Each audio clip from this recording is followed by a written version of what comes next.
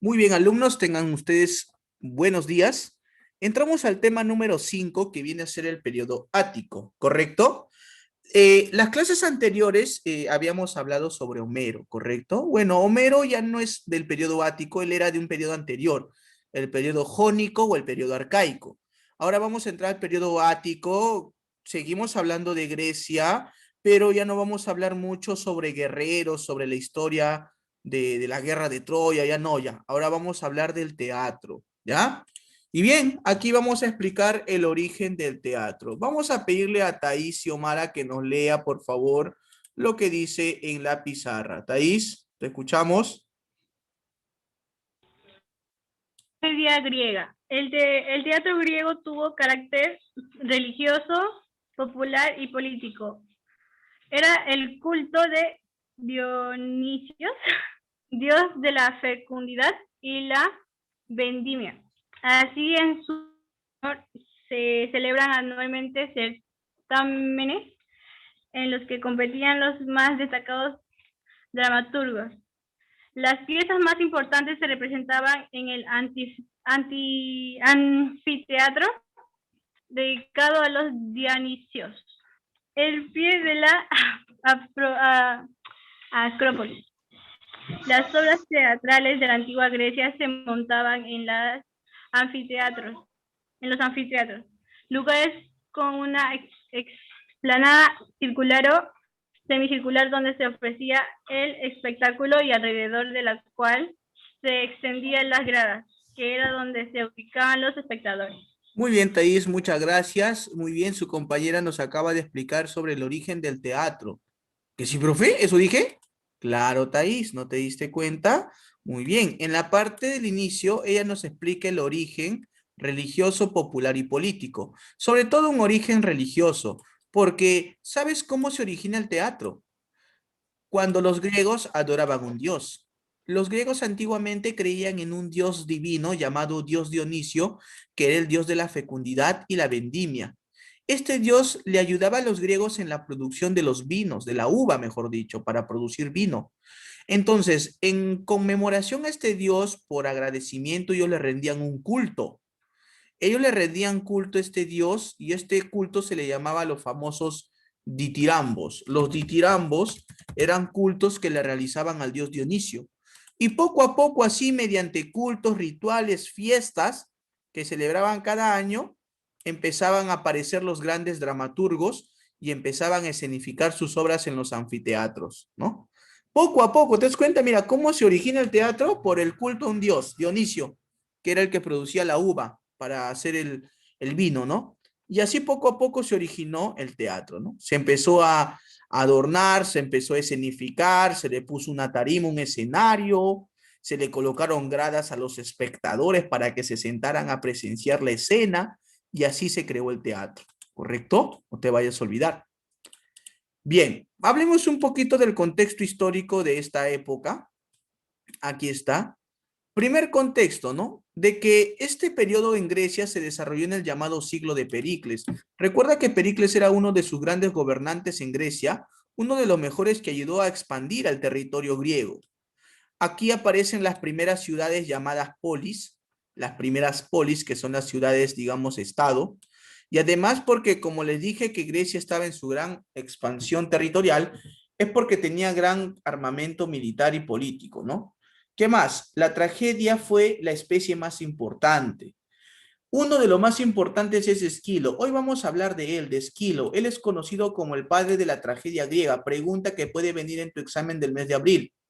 Padre de la tragedia griega, Esquilo, donde batalló en la batalla de Maratón. Él fue el primero quien estableció los principios dramáticos, porque él fue quien va a destacar en la tragedia, en el género dramático, en el teatro. No te olvides del gran Esquilo, por favor. ¿Ah? Hoy vamos a hablar de Esquilo, pero él no es el único, también está Sófocles con su obra El Edipo Rey, pero ese es un tema que lo vamos a ver ya en el mes de mayo, ya vamos a hablar de Sófocles, ¿ya? Así que hoy hablamos de Esquilo nada más, ¿ah? Y una de las obras más representativas de Esquilo es esta obra, La Orestiada. La Orestiada y Prometeo encadenado. Vamos a hablar primero de la Orestiada, ¿ya? El tema central de la obra La Orestiada es la sangre que rescata la sangre vertida. ¿Por qué? Porque en esta obra se va a dar mucho derramamiento de sangre. Algo más, La Orestiada es la única trilogía de Esquilo que ha llegado completa. Es la única obra completa que tiene, porque hay otras obras de Esquilos que están incompletas, por ejemplo, ¿no? Es la única trilogía. ¿Qué quiere decir una trilogía? Una trilogía es una obra compuesta por 3 tragedias. Trilogía, tri viene de 3. Hay 3 tragedias en una sola obra. Hoy vamos a hablar de estas 3 tragedias. Se divide en 3 partes. Primera parte, Agamenón. Segunda parte, las Coéforas. Y la tercera parte, las Euménides. ¿Correcto? Entonces, hablemos sobre la Orestiada, cuyo protagonista es Orestes. Para ello, quiero la participación de Angie Campos. Por haber llegado tarde, va a tener que leer esta parte de abajo, donde dice Agamenón. Desde el asesinato para abajo. Sí, todito.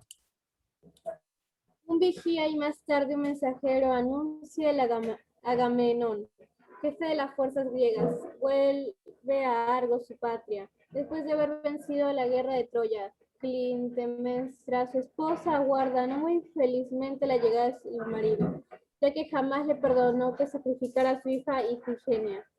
Y durante la ausencia de Agamenón, ha mantenido relaciones con el rey Egisto.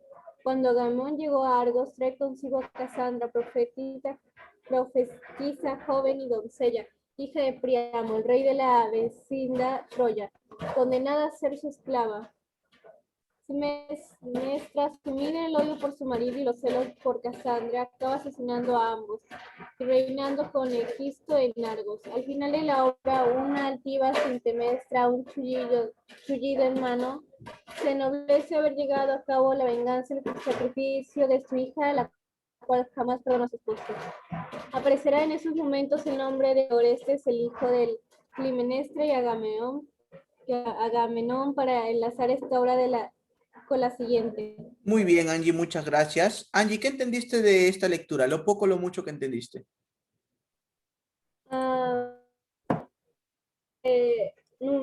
Que la esposa de Agamenón nunca le perdonó que haya sacrificado a su hija y por los celos de que ella traía otra mujer Ya, para muy que sea su bien. esclava, lo mató a él y a...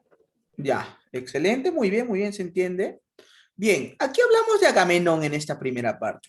Para empezar, ¿quién era Agamenón, profesor? Si tú recuerdas en la obra La Ilíada, Agamenón era el que dirigía a todos los griegos. Él era el, digamos, el que estaba ahí, el que tomaba control de los griegos cuando se enfrentaron a los troyanos.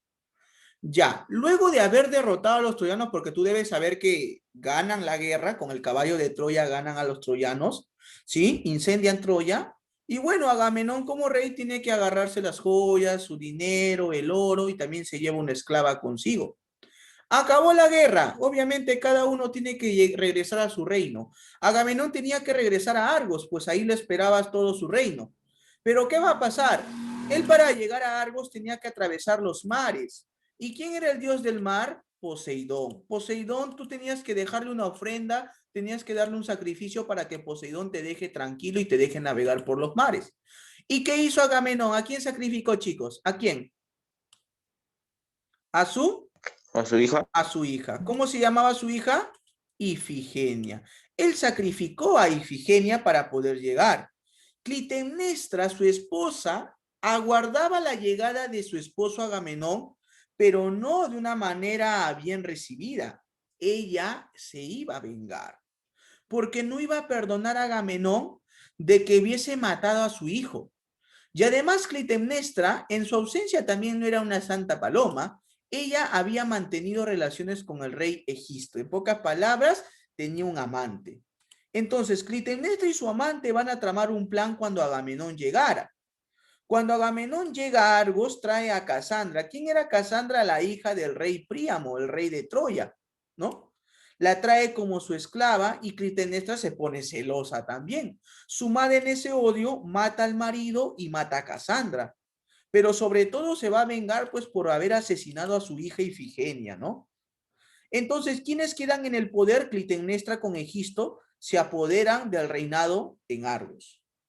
Ahora, Clitemnestra no sentía remordimiento. Ella con cuchillo en mano se ennoblece de haber llevado la venganza. Se siente orgullosa, está satisfecha por haber matado a Agamenón, a su esposo, porque jamás perdonaría que haya sacrificado a su hija. Ahora, desde lo más lejos del reino aparece Orestes, este personaje de quien se va a hablar, de quien el título toma como nombre la Orestiada, ¿no? Orestes es el hijo de Clitemnestra y Agamenón, que va a querer volver a Argos para vengar la muerte de su padre. Pero eso ya se va a ser en la segunda parte. Vamos con la segunda parte, vamos a pedir a Aldair Parodi que nos lea, por favor, el texto.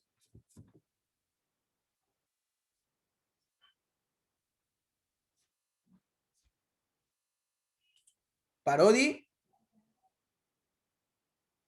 A ver, Parodi Gutiérrez, ¿se encuentra ahí?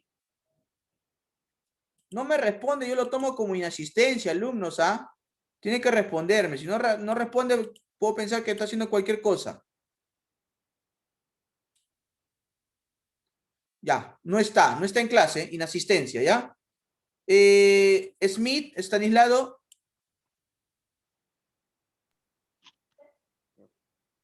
Lea, por profe. favor, el texto. Lea.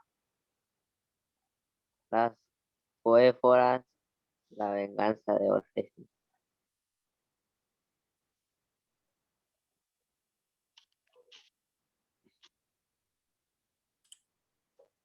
Smith, lea. Lea todo.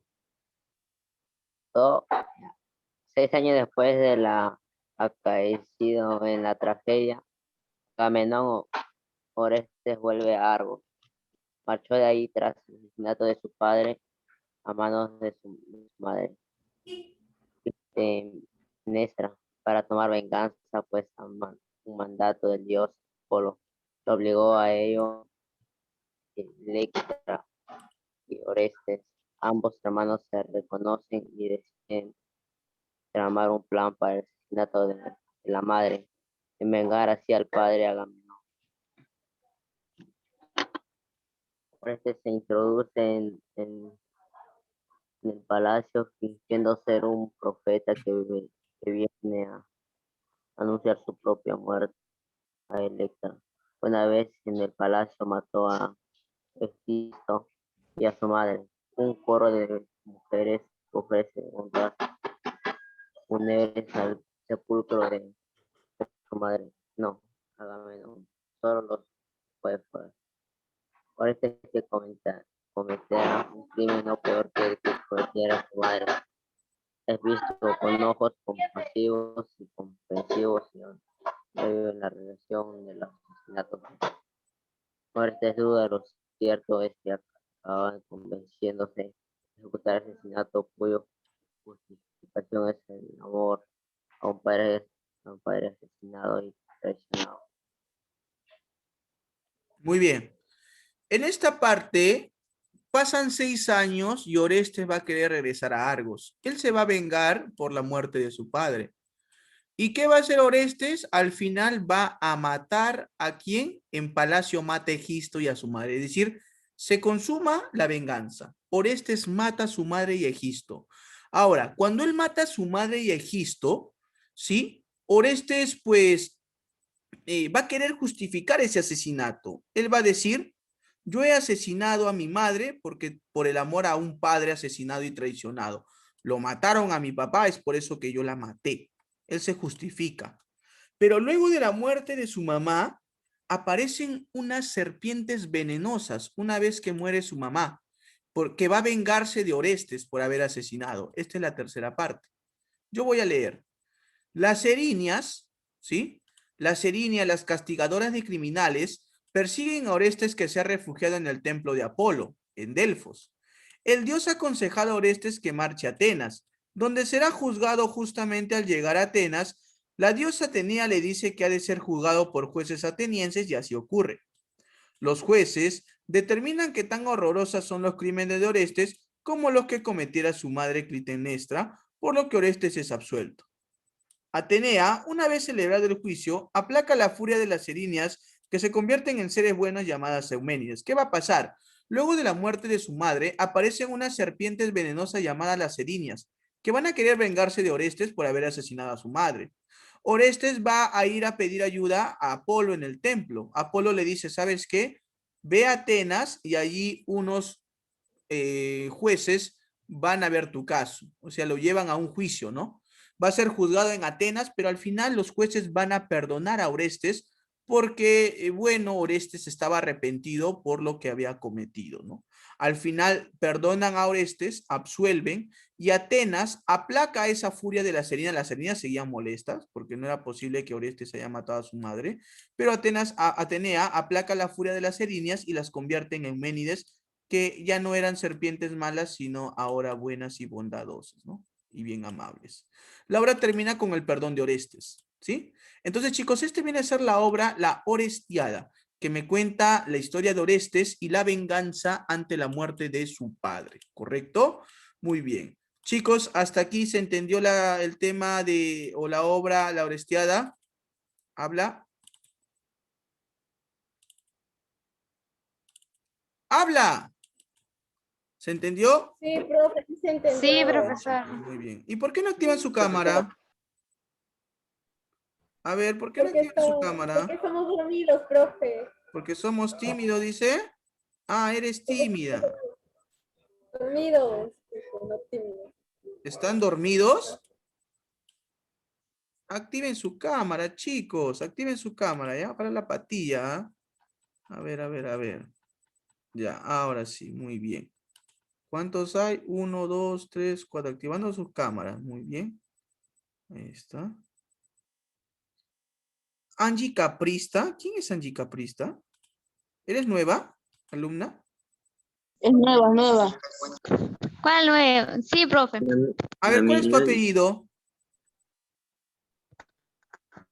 Muchachita, ¿cuál es tu apellido? Capristano Martínez. No te tengo en la lista y cuando pasé asistencia, ¿por qué no me has dicho? Estaba ocupada recién, acabo de ingresar. Capristano Ramírez Angie. A ver, Angie, ¿cuántos días estás ingresando a las clases? ¿Recién? Profe Martínez. Sí, profesor. Capristano Martínez, ¿no? Ya. ¿Desde cuándo estás entrando a Martínez, clases? sí. ¿Desde cuándo estás entrando a clases? ¡Habla! Desde ayer. Desde el día lunes recién. Ya, ok, está bien. Desde el Muy bien. día lunes. Ya, muy bien, está bien, excelente. Pero ya has estado el año pasado, ¿no? Sí. Ya, está bien, muy bien, ya te estoy apuntando ya. Tienes que avisar para poder colocarte en la asistencia, ¿ya? Porque si no te tomo como una asistencia y ya, bueno, luego la dirección va a decir que no has estado en clase, ¿no? Y tu papá se va a molestar, tu mamá, y te van a castigar con chicote. ¿Está bien? Muy bien. Entonces, chicos, vamos a Sí, continuar. profesor. Vamos a continuar. Voy a compartir la pantalla. Ahí está. Esta ficha tú lo tienes. Esta es la ficha de abril. El tema que me está faltando es este. Te voy a pedir que me leas esta parte del Edipo Rey, aunque todavía no vamos a hablar acerca de él vamos a hablar en el mes de mayo, pero es un pequeño resumen para que puedas tener más o menos una idea previa de qué trata la obra del Edipo Rey. No se preocupen que de esta obra vamos a hablar más adelante. Bien, hemos hablado de Esquilo, pero ¿tú sabías que aparte de la Orestiada hay otra obra que es Prometeo encadenado? Ahí está. ¿Sí? Yo voy a leer la obra Prometeo encadenado, presta mucha atención porque esta es otra obra. Ojo, esta es la segunda obra, son dos obras que te estoy contando hoy día, de Esquilo. La Orestiada, que ya te expliqué, y Prometeo encadenado. Ya, profesor. ¿Ya? Muy bien, entonces mira, presta atención, voy a leer Prometeo encadenado. ¿Qué va a pasar? Prometeo encadenado era un semidios. El semidios Prometeo, atado a una roca, clamaba por la injusticia del dios Zeus. Lo que pasa es que el dios Zeus había castigado al semidios Prometeo y él decía, oh sol, mares, oh cielos, contemplad qué injusticia comete un dios cruel e injusto. El encadenado Prometeo rompía el silencio con sus lamentos y las ninfas que eran hijas del océano se acercaban a consolarlo, pero no podían liberarlo. Prometeo era hijo de una ninfa del océano, una mujer muy bella llamada Climenes, y un titán llamado Japeto. No te olvides los padres de Prometeo, Climenes y Japeto, ¿ya? Había desafiado al dios Zeus por 2 veces. ¿Qué pasó? ¿Por qué Zeus había castigado a Prometeo? Te explicamos. Y este lo había condenado al sufrimiento eterno. Prometeo amaba y protegía a la raza humana. Tienes que recordar esto. Prometeo era un semidios que amaba a los humanos, ¿ya? Advertido de que a los hombres solo se les reservaban las peores presas de los animales sacrificados en los templos, en tanto que se le ofrecían al omnipotente Zeus los trozos más delicados y sabrosos, el rebelde dio un plan osado para burlarse del privilegiado dios del Olimpo. Lo que pasa es que, mira, te cuento, antiguamente el hombre, cuando cazaba animales, cuando comía, le daban la mejor carne a los dioses, o sea, le dejaban como una ofrenda, como un regalo, ¿no? Pero ¿qué va a pasar? Prometeo va a querer hacer una broma, se va a querer burlar del dios.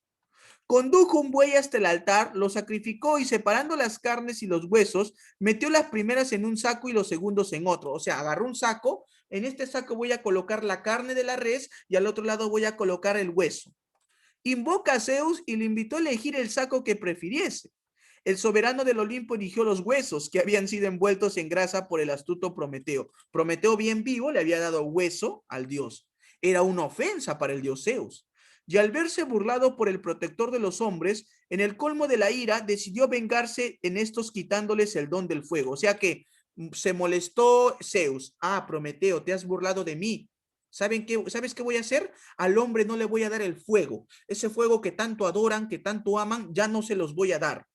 Entonces apagó los hogares de todas las viviendas humanas, de los talleres y forjas, dejando en la mayoría miseria de la raza humana protegida del titán Prometeo. O sea que le quitó el fuego al hombre. A partir de aquel día ya no se oyeron resonar sobre la tierra los yunques de las forjas. Los hombres no tuvieron más arados, armas ni herramientas, o sea, con el fuego no podían hacer herramientas, con el fuego no podían calentar su comida, con el fuego no podían protegerse del frío. No se encendieron las lámparas cuando las sombras de la noche descendían de lo alto. No crepitaron leños en las casas para calentar a los viejos y a los niños. Ya no se asaban las carnes y la humanidad se sintió infeliz, pues había perdido uno de los bienes más preciados, el fuego. El más apesadumbrado era Prometeo, porque se consideraba culpable. Claro, Prometeo se sentía triste porque por culpa de él le quitaron el fuego, por haber provocado la cólera de Zeus, pero a su vez descargaba su rencor contra este, por haber castigado a todos los hombres por una burla insignificante. Él decía, ¿cómo se le va a quitar el fuego al hombre por una burla tan tonta? Decía, ¿no? Entonces Prometeo sabía que en el reino de los dioses había una gruta sagrada. En ella ardía un fuego perenne, origen de todos los fuegos. El titán decidió robar ese fuego y se le entregó al hombre, es decir, se robó el fuego para dársela al hombre. Lo que pasa es que Prometeo amaba a la humanidad, en cambio Zeus no. Zeus, el despótico, advirtió que en la chimenea de la vivienda de los hombres salía humo, comprendió que su poder había sido desafiado otra vez por el astuto titán, o sea, se enteró de que el hombre había recuperado el fuego. Su cólera explotó terrible, encadenó a Prometeo una roca sobre una alta gélida cumbre y ordenó que un águila le atraviese el vientre y le devorase el hígado. ¿Qué pasó? Zeus castigó nuevamente a Prometeo, pero ya no con el hombre, no se tomó pago con el hombre, sino que agarró a Prometeo, lo tuvo de brazos y piernas encadenado en un monte llamado Cáucaso, y por las mañanas venía un ave que se comía sus órganos, empezaba a mutilar parte de sus órganos, y por las noches Prometeo se regeneraba. Al día siguiente nuevamente venía el águila y se devoraba el cuerpo. Por las noches se regeneraba. Al día siguiente venía el águila, por la noche se regeneraba. Al día siguiente venía el águila, por la noche se regeneraba y así todo era una tortura para él. Vivió muchos años así sufriendo, ¿no? Durante la noche el hígado del condenado crecía de nuevo y al día siguiente volvía y otra vez era devorado por el águila. Pasó el tiempo, pasaron siglos y los gritos de Prometeo seguían llenando. Él gritaba de dolor. El sufrimiento de este despertaba compasión, pero nadie se atrevía a aliviarlo. Un día acertó a pasar Hércules, el gran semidios, un personaje de la historia, y mató de un flechazo al águila devorada.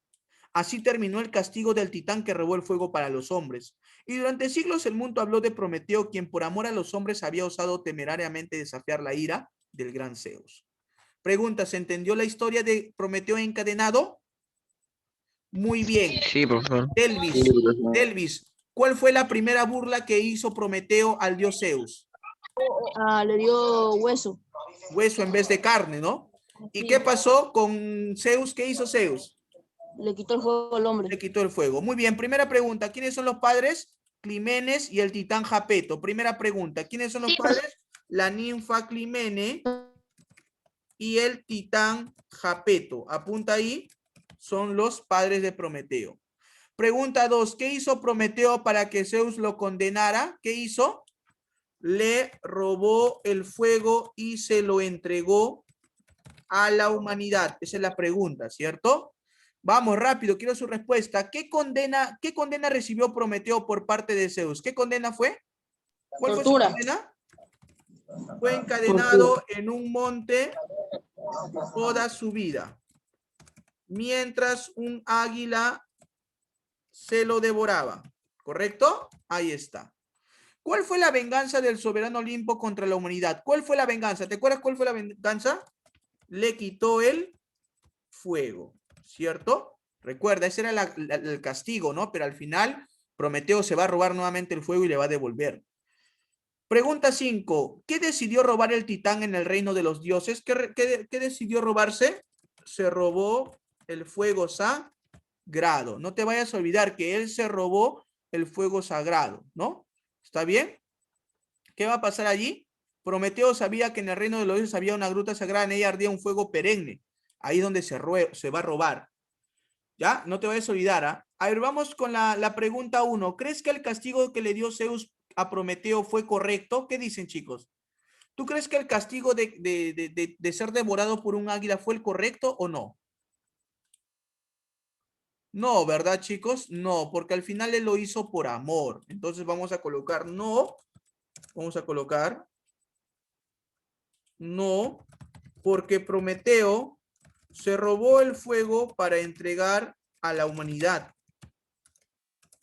por amor. ¿Está bien? Por amor. Además de que el castigo fue una tortura. Obviamente uno no le desea una tortura a nadie, ¿no? Imagínate el sufrimiento, el dolor. Entonces el castigo como que no fue correcto el que le hizo Zeus, ¿no? Pregunta 2. ¿Cuál fue el motivo por el cual Zeus no trata bien a los humanos? A ver, ¿por qué Zeus no ama a los humanos? ¿Por qué? Porque considera que la humanidad es muy rebelde y no respeta a sus dioses. Por eso es que Zeus odia a los humanos. Él dice de que el hombre es un ser rebelde que no hace caso y que no cree en los dioses, se siente superior. ¿Te acuerdas Ulises en la Odisea? Se sentía superior que Poseidón, ¿no? Y por ese egocentrismo, por esa soberbia, al final Ulises demora en llegar a su patria. ¿Ya, chicos? Entonces no se vayan a olvidar estas preguntitas, ¿ah? Bien, ¿alguna duda hasta acá, alumnos? ¿Se entendió la clase? ¡Habla! Sí. Ya, muy bien. Bien, alumnos, vamos a concluir entonces hasta aquí el tema de hoy. Espero que se haya entendido. Hay que copiar, por favor, estas preguntitas. ¿Sí? Todo se está grabando, hay que ver de nuevo el video, ¿ya? Bien, alumnos, por favor, a estudiar, que va a venir en tu examen este tema de Esquilo, sobre Prometeo encadenado, que le roba el fuego, que lo castiga en el monte, sobre la Orestiada, esta venganza de Orestes al ver que su padre fue asesinado por su mamá Clitemnestra, etcétera, ¿ya? Bien, en la parte de abajo tenemos la tarea domiciliaria. Esto lo vas a resolver tú en tu casita y me lo vas a enviar hasta el día de hoy.